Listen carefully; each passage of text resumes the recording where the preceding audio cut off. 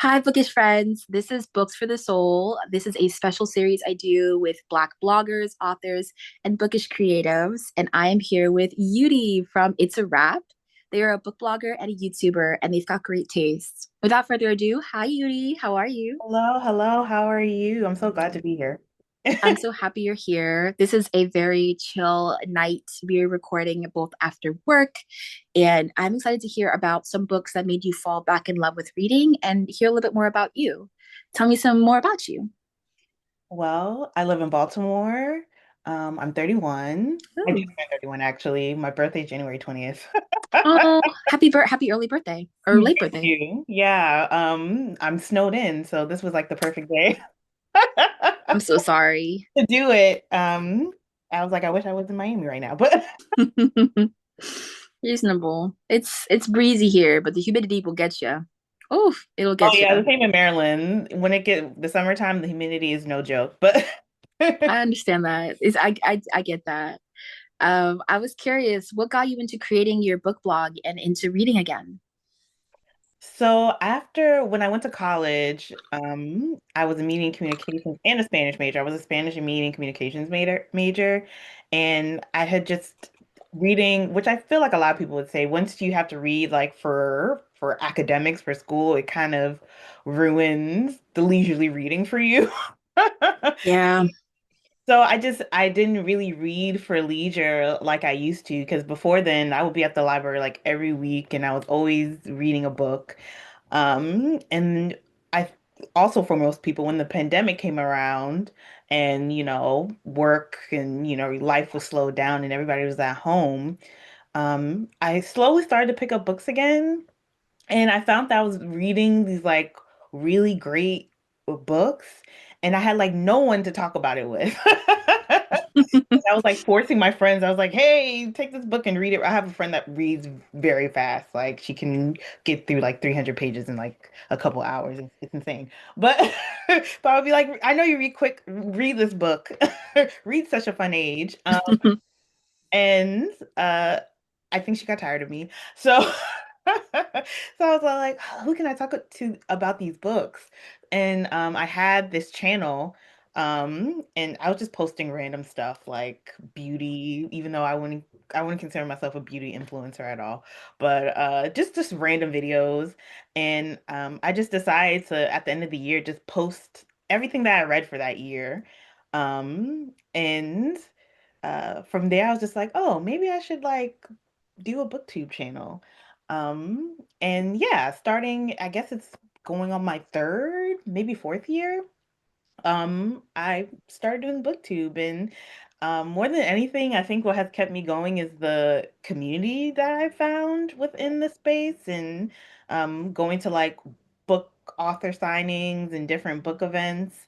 And also just people who have been commenting and who have subscribed to the channel, the conversations that we've been able to have, has really created like this safe haven of like not only just reading for enjoyment, but being able to find like-minded people along the way as Hmm. well has really made me enjoy the whole journey and just like the channel and the space that I've created. That's really cool. I love that you were able to find a creative space on social media in order to share your love for books. I relate as well. I was really getting into like thrillers and graphic novels and romance, and I only had my partner to talk about it and my best friend. And I would just tell them the entire plot of the story because they'd be like, I'm not gonna read it. I was like, see less. So I would just tell them everything. And that's how I came up with stories and spoilers because I Oh, was like, oh, I'm gonna tell you about all the books that I'm reading, but I'll also spoil some books and do deep dives if you're just low key not gonna read it, or if it's not to your taste, but you want to know what happens. So I 100% see you. Sometimes you just want to share the joy of the book. yeah. You want someone to talk to about it. I totally get that. As we get into you falling back in love with some books, you've got a top five that you want to share with our listeners. I'm so excited because that's a pretty strong word, is to fall back into the love of reading, especially when life happens. So I'm excited to see what you've brought to the table. And I will have all the books listed in the show notes below, as well as your YouTube, so folks can subscribe and follow you on Instagram. So, yes, I'm excited to hear about some of the books that you brought to the table. Yeah, I'm so excited because who doesn't love to talk about the books that they love? Like you said, 100%. like just give spoilers. But also there's nothing better than like talking with someone who's also read the book and like sharing the yes, that character or that spoiler and them like sharing the same feelings that you had while you were reading. So I couldn't agree, especially like quotes. I keep all my favorite quotes on like my phone. I should do. Especially quotes that like made me feel something. I'll sometimes reread them and I'm like, man, I do believe in love. I do believe in joy. Especially after like a hard day. Some books you just want to reread to experience that feeling again. So yeah, I totally get that. Sometimes I just want to talk to my friend and be like, oh, comfort book, and they'll be like, same. And that's a good feeling. So yes, I'm so excited to see what you brought to the table. What is your first book choice? The first book I have is Homegoing by Yaa Gyasi. Have you read Homegoing? No, but I've seen the cover. I have seen it floating around. Because I was like, I know that's a popular one, and I know like most people are all like her Homegoing, they love, and then her second book or her follow-up, Transcendent Kingdoms, is kind of like mixed feelings. But Homegoing seems to be like the unanimous, like once you read it, it's like a transformative experience. Ooh. But yeah, Homegoing, it's this trans generational family story that starts from like Ghana Mm. to modern day. I just but modern day and it follows each generation and this it's pretty much the story of slavery through this family. Um or post-slavery, but still like, the question of when does slavery end? But Oh wow. That's a good question. That's yeah. a good question. I'm like, you're asking these strong questions. I'm just sitting here like, I've always seen this cover. It's like a burnt orange and it has two faces Yeah. of these women like kind of facing away from each other and then like golden waves. I have seen that version of the cover. And I know some books have different covers from all over the world. So I'm low key like you may know it by something else. Um, I've also seen Transcendent Kingdom, what the cover looks like. I think one of them is like a girl. She has like a white undershirt and half of it's black and half of it's pink. Yes. So I've also seen, like I said, you can tell me like what the cover looks like, and I'm like, yeah, I've seen it in the wind. I'm a visual Yeah, I'm the person. same way. It's like I've seen the cover, I've heard the book. I haven't read it yet, but I know what you're 100%. I'm like, I yeah, know but what I can remember the you're talking cover. Or like if you tell me like a little bit of the plot, I'm like, yeah, I read that. So what made you choose homegoing specifically as a book that made you fall back in love with reading? Well, it made me realize I'm so sorry there's a I It's don't know, okay. hear the fire truck passing by. No, I didn't. Okay, that's great. Because I was like, let me pause. It's okay. But one, it made me realize that I love a good like this is more than just a family drama. It's like an it's like an epic. It's like Oh wow. um it's it's such a beautifully told story that's more than just like this family or this diverge of this family timeline. It's the story of it's the story of slavery, right? Of blackness, of Black Americans, and the way that it's told and the way that it creates like this interconnectedness between the continent and, the diaspora. It's just really beautiful. And also, I love how like, yes, it talks about like the family through slavery, but also I love how they connected through this family and even like post-slavery, like what is happening to people within, the continent and in the States. And it's just that through line that this author is able to tell that it's so beautiful and it really resonates. And maybe you'll recognize if you know anything about like your past family, you'll recognize like, oh, I did have a family member that went through this, or it pieces together a story that sometimes feels very choppy. Mm, You understand what I'm saying? Like we look at them in like silos, um, and somehow Homegoing is able to make this seamless through line through this like one family story, and it's so beautifully done. I get that. I think for me, it's like anything linking to like generational or it's like the mom's story, the grandmother's story, and the daughter's story all connect.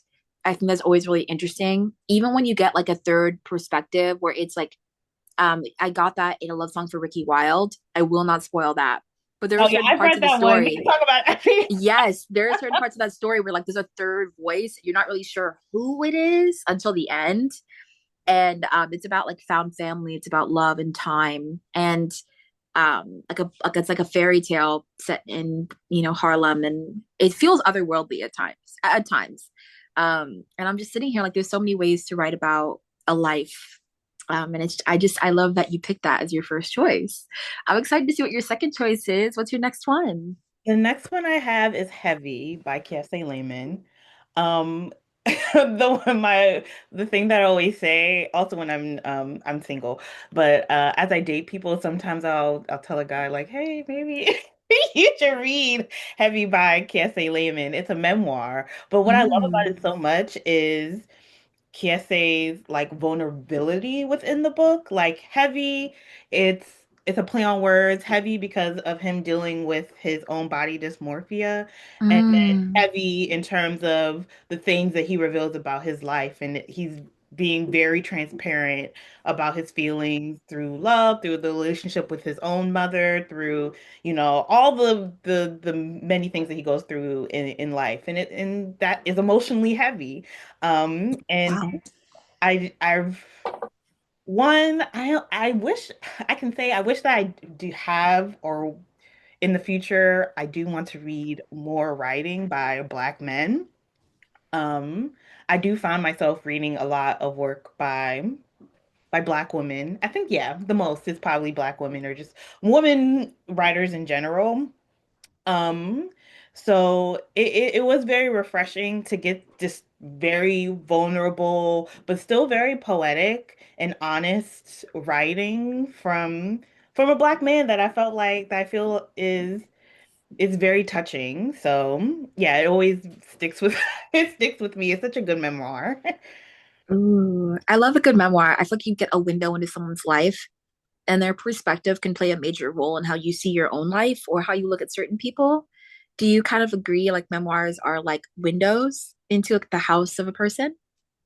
Yes, and then also, like you said, like it also makes you feel a little bit seen. Seen in their ability also, like with some great writing Mm, to be able to verbalize maybe things that you've been through or thoughts that you've had, and to have somebody else like to give words to something that you never had, like you felt but you never had the words for. mm. Yeah, I mean, which is also the same in fiction, but You could also say that for fiction. yeah. The one of the best memoirs I ever read was Feeding the Soul by Tabitha Brown. It was like I know that she is some people are not a huge fan of her, and I understand that, but when I read her book it just felt like getting a call from like an aunt or like an older sister who like is looking out for you. um and she also like sprinkles like recipes throughout the book that are linking to stories from her life and talking about like her dreams and how like some people didn't support her dreams, but she's like, this is something I believe in. Like even when she got older, she never really gave up, even when life happened. And it wasn't all like inspirational stuff. Like she also like laughed at herself. She cried in certain moments, like talking about her life, and just like there was so much soul in the book. It just felt like you were beside her, like as she was walking through these moments in her life, or beside her, she was like finding new ingredients. And it just felt like yeah, I don't know. I just felt like you knew this person deeply and you felt seen. Like she made the most out of not a lot in certain points in her life. And I'm like, yeah, I like that.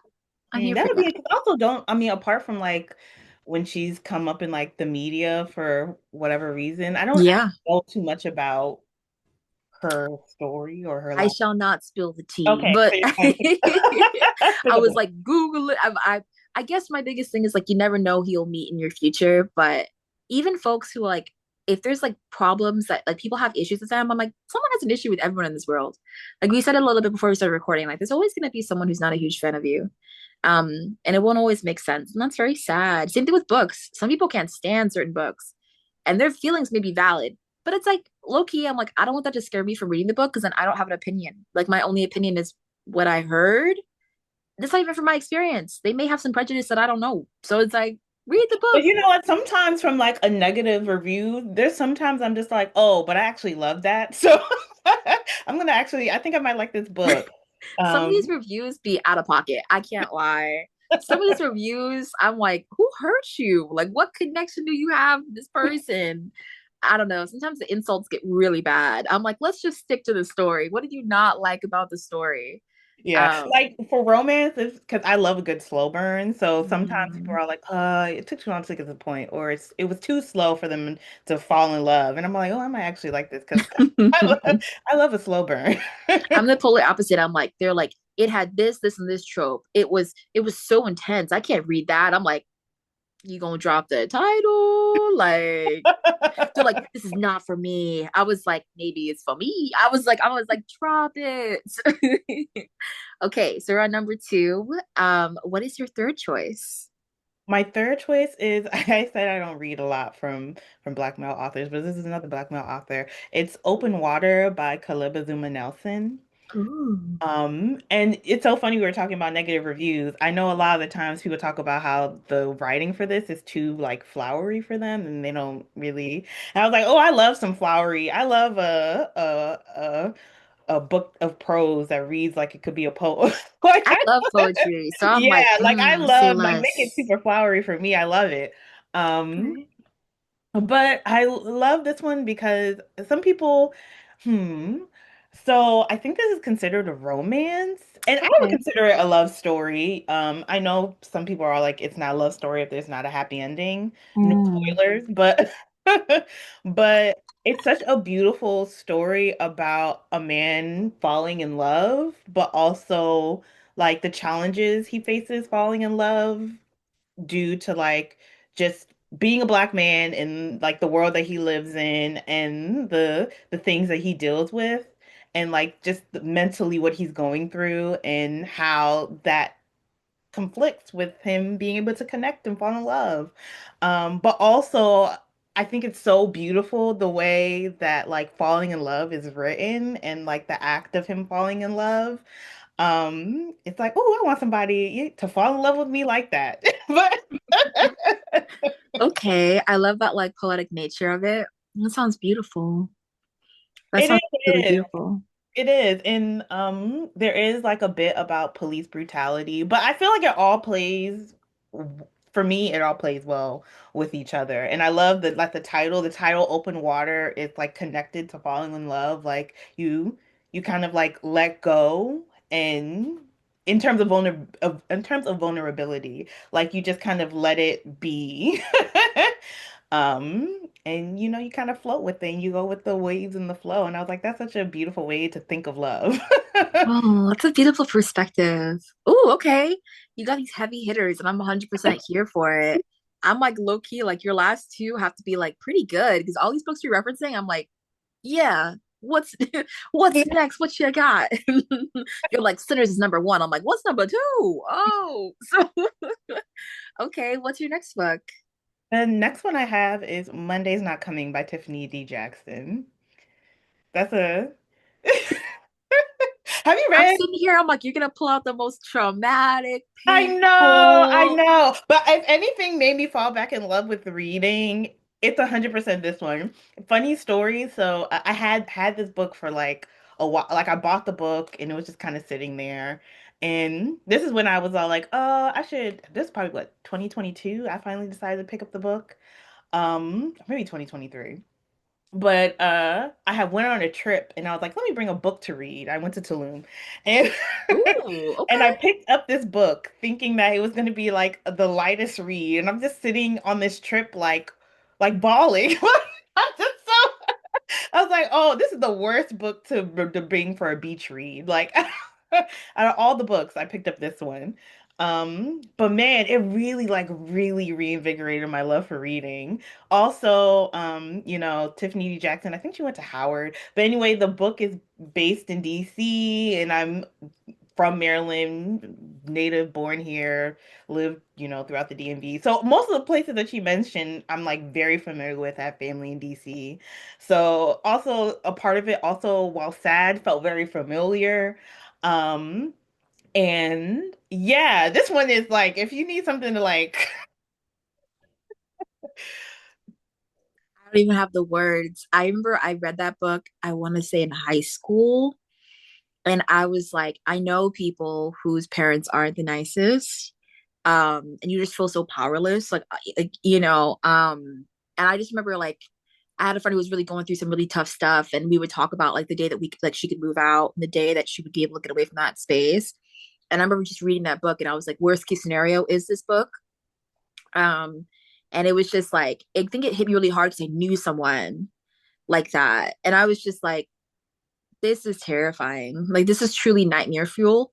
And like I was kind of scared to read another Tiffany D. Jackson book for a while. I was like, this one hurt me really hard, and I was like, damn. Like there's a certain book I feel like you read at a certain age, and it's the first book that like breaks your heart, like mm, really breaks your heart.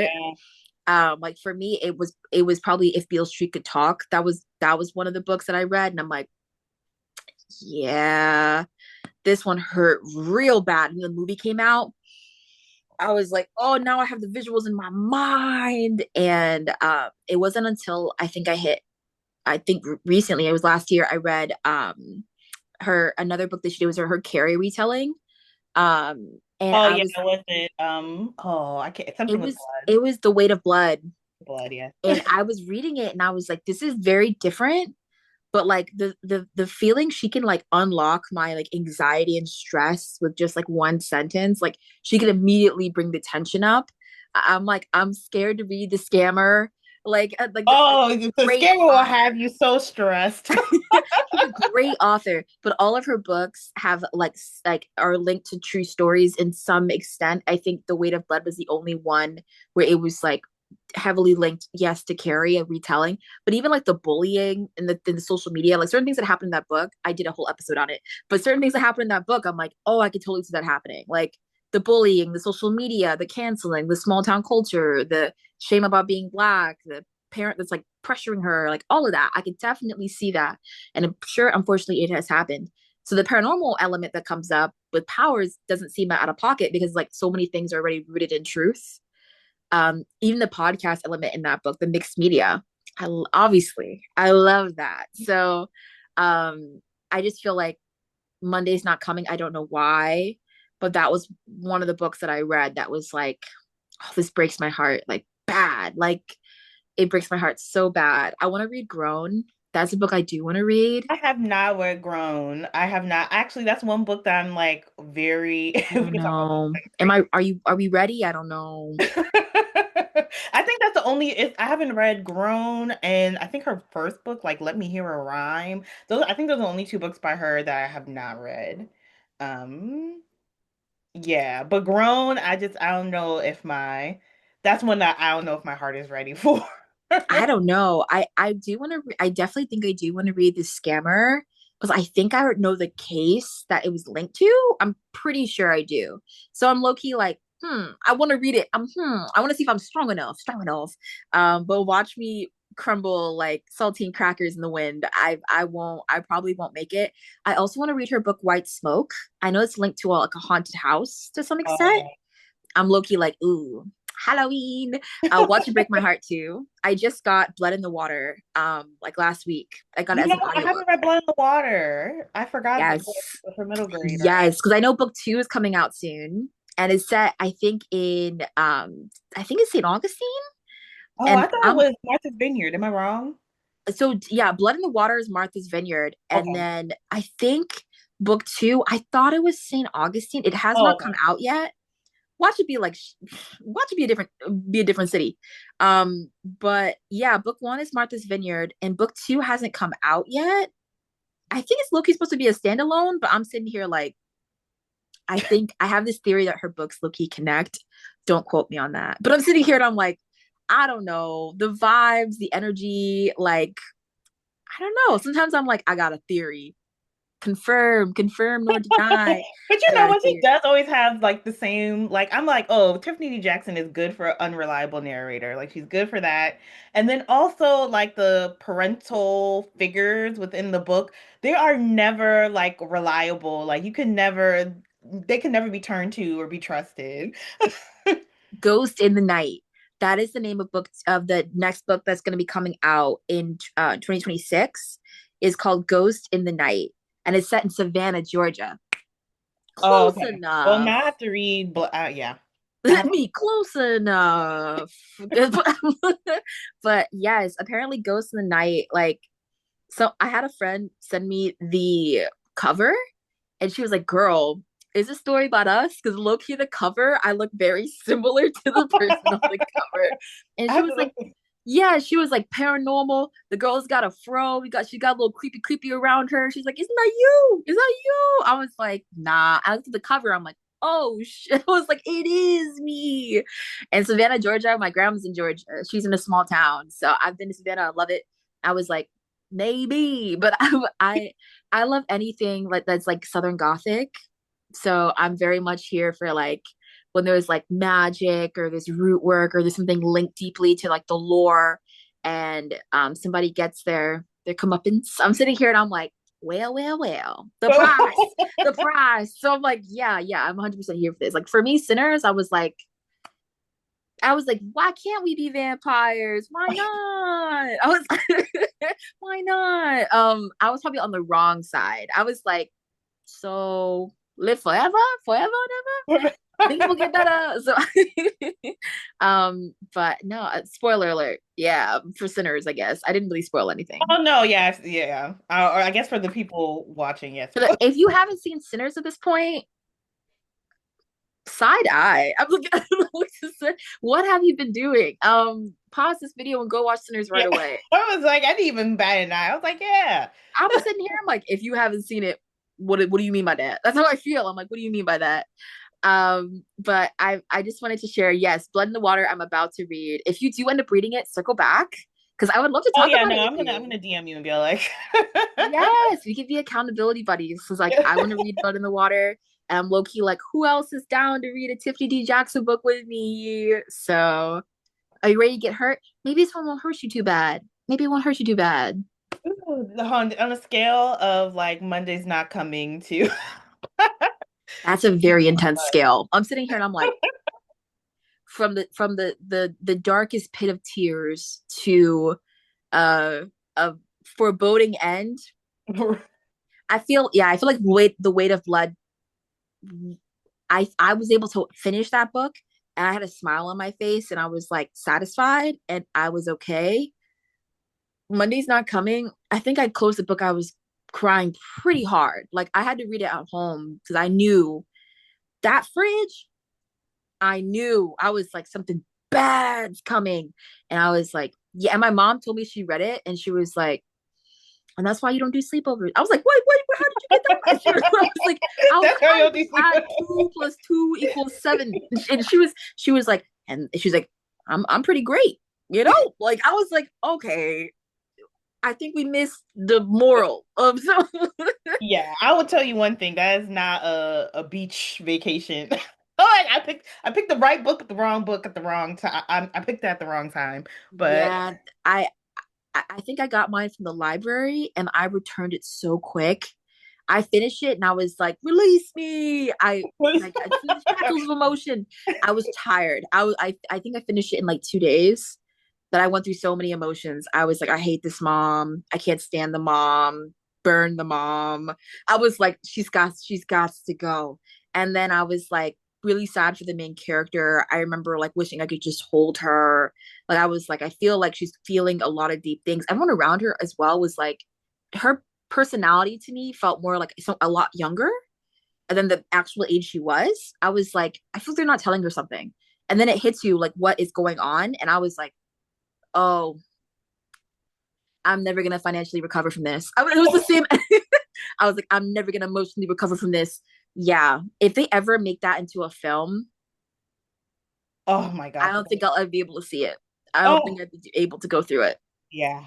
No, no. I learned my lesson from. I think I cried during Sinners too. I cried during Sinners as well. Like there were certain scenes in that movie where I was like, if you have siblings, this is gonna be really hard to watch. And I was like, yeah. They didn't give us a trigger warning or nothing. They were like, experience this pain. I was like, dang. So And then we got two pairs of Michael B. Jordan. We got two Yeah. Jordans. We came in with two sneakers, we left with one. Oop. So I came in with hope. I left with tears. I saw the movie like three times in theaters. Really? Yeah, I only saw it once. I only saw it once. I'm trying to remember if I cried. I know I went with my mom and she was very teary-eyed, but Yes. I'm sitting here and I was like, wow, what else is Michael B. Jordan gonna do next? Because I feel like he already kind of hit like I want to say his peak because I know he's gonna do amazing things in the future. But low key, after Killmonger and this, I'm low key like, what else can you do? I feel like there's probably some Sinners was still pretty action-packed, I think. I feel like well, I guess maybe that's Fruitvale Station. I feel like oh there's probably yeah. like a You just want quieter to pull out genre. you just want to pull out the most tear I'm jerking, sorry. emotionally destruct. I'm sitting here and I'm like, you know what? It's a beautiful day outside. You're like, you know what's Here's beautiful? all the saddest. Pain. I was like, oh, I can't think about that movie. I'm so sorry. I had to bury that deep and deep in my subconscious. Like maybe Immediately there's a no. quiet role he can play. That's not that movie, but And that might be the quietest role I think. No, because he was in The Wire too. He just likes sad endings. Like the man's got a pattern, and every single thing he does. Can you spoil it? I don't think you can. And every single thing he does, he passes away, like in some shape or form. Killmonger, The oh, Wire, Fruitville Station, Sinners. Like in oh, everything he does, he passes away. yeah, I didn't think about that. It's literally it's like four movies at this point. I'm like, damn, Michael. I'm like, stay with me. Creed. Oh, Creed, Creed. No, he almost died multiple Okay. times. He was like Tessa Thompson. I'll stay alive for you, girl. But I was like, even Tessa's telling me to slow down. He was like, baby Creed. He's like, don't call me that. My man was willing to risk it all. I was like, Michael, please break the cycle. So yes, he if you think about it though, Matt Damon always needs saving. In all of his movies, he's always the one that needs to be saved. The Martian, Saving Private Ryan, he always has to be saved. Always. Michael B. Jordan always dies. Always. And I'm sitting here and I'm like, Ben Affleck can't be trusted. He was the most violent Batman. He married two Jennifers back to back. Red flag. Like, I got theories. I got receipts, passports, timelines. I got everything. I'm sitting here. I'm like, tell me I'm wrong. She keeps out in a bubble, bro. Like that's Ben Affleck kind of can't be. Cynthia Erivo is a walking brilliant meme. My girl went. She is the moment, you know. So every book you've mentioned though, it hits me. You also have a pattern. Sadness. So Okay, I do like to be emotionally moved, but some okay, of them aren't really, they don't really, I mean, it does make you a little bit like emotional, but I think some of them end on a happy or a hopeful note. Some, okay. I'm gonna read them and I will send you my therapist bill. So I'm sitting here, I'm like, I will read them, and if you get an email from a Kelly, don't question it. So some might be a little bit hopeful. Like, you picked some of the heavy. I feel like the next one you're gonna be is like A Little Life. I'm gonna be like, okay, wow, like you're gonna be like, what is it? What is it? The song is a Song of Achilles. I'm gonna be like, dang, it's just tears. Okay, so we are up to four choices. What is your fifth choice? my fifth one, look, it's His Only Wife by Peace Adzo Medie. She's a Ghanaian Ooh. writer. Um, and yeah, I mean, His Only Wife, I think out of all of them is probably the messiest one. It's the story of this girl who, ironically, she has the same name as my sister. Her name is Affy. Um, and Mm. she is, when we meet her at the beginning of the book, she is marrying a man who is not present at the wedding. So she has been arranged to marry this man, but this man doesn't want to marry her because he's already married to someone else. Oh wow. But his family does not like who he's married to. So they make an arrangement with Affy and her family to marry this man. And we go through the journey of her being married to this man that really doesn't want to be married to her. And that's really all I can give away. But man, this book took me on a ride. And I think this was also the beginning of me reading specifically West African writers. I'm just gonna say Nigeria and Ghana, which one thing I want to do this year is expand the in terms of like the continent, the of African writers that I write, because I feel like most of them tend to be Ghanaian. Mhm. But man, can they write a story though? This one sounds really, really good. I'm gonna add that to my TBR as well because I'm like, what do you mean he's not at the wedding? I'm like, what do you mean he's already married? Like, what do you mean? Like, I feel like the new girl meme was like, you think I broke up with her? It's like, yeah. He's like, we never broke up. I'm like, you can't have the both. You can't. He's like, I do. I'm like, it's not possible. Wow. So he's got two wives at the same time, but he doesn't love one. Well, this is going in many different directions, possibly Yeah, it goes some harmful. places. And yeah, it took me. And it takes a second. And I feel that way about like most of the time when I read, specifically Nigerian authors. But when I read, like the beginning is kind of slow, but I feel like that's just you trying them laying the land of like the characters and everything that's going on. But man, once like the plot hits and it takes that turn, you're all like, what is happening? Ooh. Okay. I'm added it to my TBR. I'm like, say less. I would definitely check this out. There is a book and it's set in Africa, and I'm sure you've heard of it.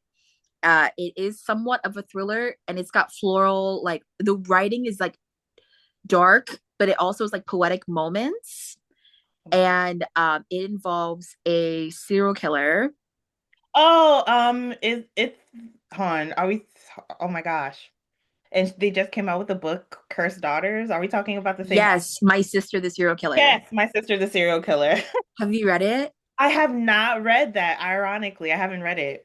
It is really, really good. I will say that like it I understand why it's not for everyone, but it does open with a bang. It also has comedic moments which you would not expect.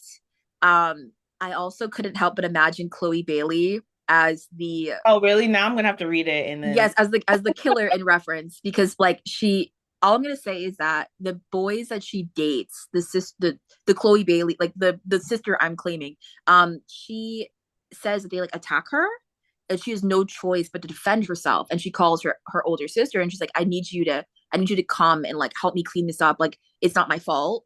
And the first time it happens, the sister's like, right, like he's a monster. Like she begins to, and the sister's a nurse as well, so she's very like particular about how things are cleaned. She understands the human body, like to some extent she can remove herself a little bit, but she's obviously still has morals. And you begin to realize from her perspective why she is so protective of her sister, but she's very aware of her faults. And she also is in love with a man at her job who is a doctor, and you begin to see how her sister may not be as innocent as she claims. And that's all I'm going to say. It is really good. It was crazy short. The audiobook is also really good. And the setting is like perfect to read in the summertime. It feels claustrophobic. It feels like a summer night when you go out and the air is heavy and you're like something bad's coming. It's that feeling in a book. It is so good. okay. Um So, hon, yeah. so hold this off. I'm gonna hold this for the summertime and I'm gonna get the audiobook. Definitely get the audiobook summertime. It's so short that when it ended, I was expecting like another chapter and it leaves you like, what do you mean? And then it just ends. So if you like that feeling, Yeah, unfortunately. unfortunately, I'm sitting here and I'm like, it's a very particular feeling. It's the same feeling as like The Weight of Blood. It does end and you're like, I kind of wish I knew what happened to these characters a little bit. I just like a one more chapter would have really sealed the deal for me. But these authors love to just be like, boom, done. And it's a novel. So you ain't getting shit. Gonna It's make like that all that's the happen. energy. Yeah. They're like, there's nothing. That's it. That's it. That's all I got. You know, I'm like, dang. So in this situation, yes, My Sister the Serial Killer is the book that I would like heart eyes recommend you. It is so good. And I think I still have quotes from that book in my phone. I like love to look back on quotes and like in my head be like, yeah, this book hit. I think I have it. It said, I don't feel guilty enough for incarceration. And I was like, oh. There was another quote that said, love is not a weed. It cannot grow where it pleases. Mm. Uh uh She has a knife with her. She carries it like most women carry tampons. Oh, that's a funny line. I'm telling you right now, there are certain moments in this book where you're going to be like, oh, that's chilling. And there's going to be certain moments in this book where you're like, this is kind of funny in a really dark way. Like Dexter, where his like inner monologue, you're like, it creeps me out how much he's making sense. Like logically, it makes sense to do certain things. You look at her sister, who's this beautiful woman who, unfortunately, her appearance pulls in a lot of men who are predators, and you begin to feel like, are these men like they were started off really nice, but then my sister's telling me that behind closed doors they're horrible people. But like all of them are like every single one of them is a bad guy. Like not a single one wasn't bad. Like, and you begin to realize like what are the chances that every single guy was horrible? Pretty high. Yeah, But I'm about if to say. you're sitting here and you're like, but every single one, and you begin to see the evidence of like how she is disposed, it's a lot. It's very good. Okay, so I'm gonna add this one. Yeah, I'm gonna read And it. you also get complex family relations. If like you see her father, you see her mom, you begin to see what exactly is going on. It's really good. And it's so short. I highly recommend it. I highly recommend it. Were there any honorable mentions or like one books that you wanted to mention as well in this episode? Oh, I mean, so I've recently been reading more classics. I've been trying to read more classics, specifically Black classics. Um, and I recently read Maud Martha by Gwendolyn Brooks. She's a poet, Mm. but this is like her only just regular fiction Ooh. story that she wrote. And it's written in 1953, and it follows the character Maud Martha as she's like coming of age from a child into like becoming a woman. And it's so another one that's like open water that's very like it's written like a poem, but but Okay. it's first. And they're like really short vignettes, like really short chapters of just like moments in her life. And it touches on like, like race and gender and class. She's this working class. She comes from a working class family and this black woman in the south side of Chicago. And the way that she's able to like touch on all these things, like in the most mundane ways of life, like there's nothing crazy that happens, but it's so relatable because it's like the most terrorizing things we go through is like just the simple day to day. And the way that Gwendolyn is able to communicate that in just like these everyday interactions of going to the theater and when she meets her husband and relationships that she has with her husband and like with her Mm. family and these like mundane moments that she seems to like pick up so much from. Yeah, it's a good one. Like it's a classic. It's timeless. Unfortunately, it's timeless. Ooh, I'm gonna add that to my TBR as well. I love poetry. So I'm like, let me add that. And it's crazy that that's her only book. Yeah, that's not her only book. Like she has a bunch of poems. Okay. But this is her only like story or novel. And it's not Hmm. long. It's like 100, I think like 130 pages. It's not more than 150 pages. Oh wow. Okay, I will add that to my TBR. Thank you so much. I'm like, I'm over here and I'm like serial killers, Girl, sisters, murder, and you're but like, I need I that. have a Actually, beautiful story. I feel like sometimes I get into a mode because I love literary fiction. I get into a mode where sometimes I feel like I'm reading heavy books back to back to back, and I'm like, I just needed something light. Like Okay. Okay. read a romance and I'll read like the heaviest of the heavy romance. I'm like, Reasonable. I get that. Are this one- you a fan of audiobooks that have like music and jazz implemented into the poetry, like very slam kind of? oh yeah. Ooh, okay. Are you into like artists who do like poetry as well? Because I have a favorite poetry collection. I'm a big poetry girl. But my favorite book, hands down, that I love to recommend folks who like love spoken word is Vulnerable AF. Okay, Um, I've heard of that and I haven't. Let's see now. You it's saying my favorite audiobook of all time. It's my favorite poetry collection I've ever read, ever. I doubt anything's ever gonna top it. I'm also a huge fan of Tank and the Bangas, so it doesn't help that the author is the main singer of that group. But it's called Vulnerable AF by uh, I always hope I'm not saying her name wrong. Turona, aka Tank Ball. And the cover is a beautiful black woman kind of like unzipping her head, and there's like all these objects like floating out of her mind in like a balloon. Um, but her poetry, if you get a physical copy of the book, you can see beautiful illustrations on the inside that correspond with the poem. But the audiobook, she actually says all of the poems, like she reads them out loud, and you can hear the instruments playing in the background, influencing the song and the tone. It sounds like she's like speaking through you. It is amazing. It feels like you're in like a smoky, beautiful club while she's like pouring out her heart and soul. And it's just so beautiful. And one of my favorite poems that she did was Tank's Story Time. And it's a song called it's a poem called My Bad. And she says, when I first met him, I had a little nickname for him. I would call him Sun. He was so beautiful to me, literally tall, dark, and handsome. He was perfect. I would light up with every text, every call, every time I saw him or heard his voice. I even had a little squeal or a special ringtone for him that sounded like a bunch of drums because that's how my heart felt when he called. And there was also this instrument he played. So every time I heard those drums, I knew it would be him and I beamed. It's almost like he started to hate the responsibility of such a nickname. Like it moved him away from me instead of drawing him near. It has been so long since I called him that. I wonder if he still remembers how it felt to be someone who made me feel that way. Her poetry is so like it just hits you right in your soul, and like she's just so amazing, and she's from New Orleans, and she does also does what is it, I think PBS specials on YouTube.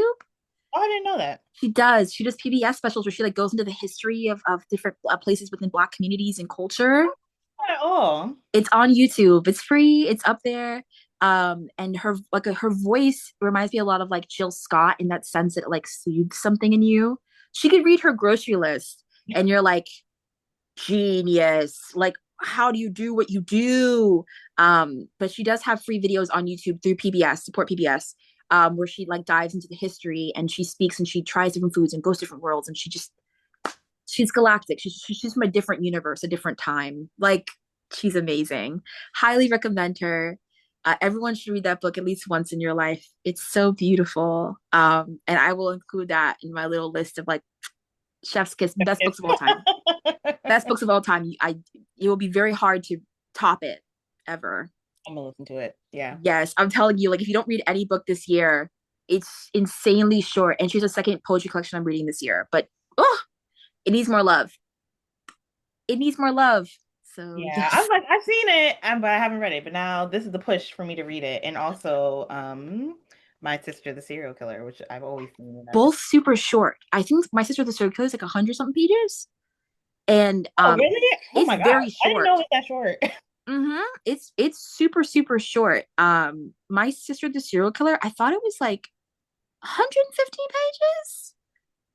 It was very it Oh my I God, apologize. It's around 226 pages to that's 20 really 240 pages depending on the print you get. cool. I know some books have bigger print, smaller print, but yeah, I read it in a day. So good.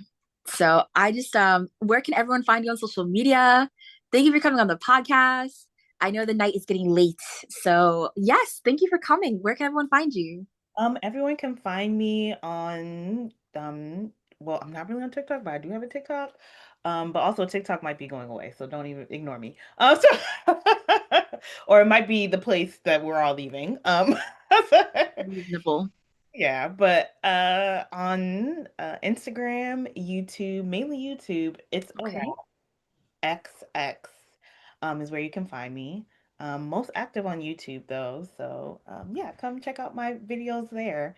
But f feel free to follow me on Instagram as well. Thank you so much for coming on the podcast. You were absolutely amazing. For having me. This was such a fun conversation. I'm so glad you recommended me so many books to the listeners. I recommended you, I hope, a few gems that you love. Are they unhinged? a little bit, I but they're love that so thing. good. I love that thing. I'm like, trust me. But I hope you have a wonderful day. Please subscribe on YouTube if you're listening. Leave a nice little like and rating. Follow on Spotify and have an absolutely wonderful day. All books will be listed in the show notes below. Bye.